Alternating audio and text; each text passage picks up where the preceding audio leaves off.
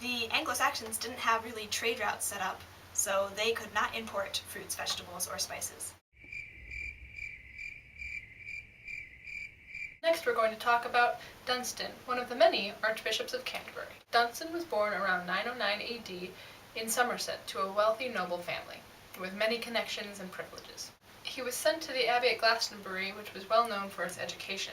Dunstan's uncle Athlem just happened to be the Archbishop of Canterbury, so after his education, Dunstan joined his uncle at the royal court of King Ethelstan.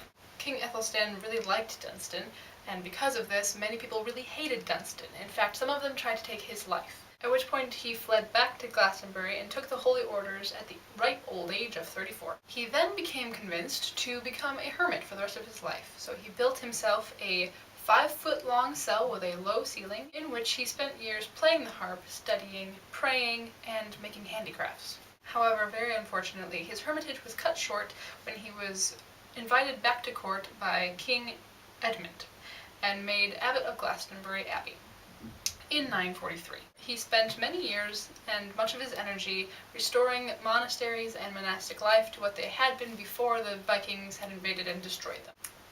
After taking the throne in a somewhat suspicious turn of events, King Edwy confiscated Dunstan's lands and forced him to flee the country. But after Edwy died in 949 and Edgar became king, Dunstan returned and was made Archbishop of Canterbury.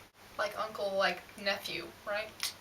Together, Dunstan and Edgar rebuilt the monasteries, restored ecclesiastical discipline, and enforced widespread reforms throughout the kingdom. Here are the facts. Fact 1. Even though Dunstan and Edgar had a very friendly relationship, Dunstan often kept his mouth closed when he should have reprimanded Edgar during his time of great political power. Fact 2. Dunstan is well known for nailing a horseshoe to the devil's hoof.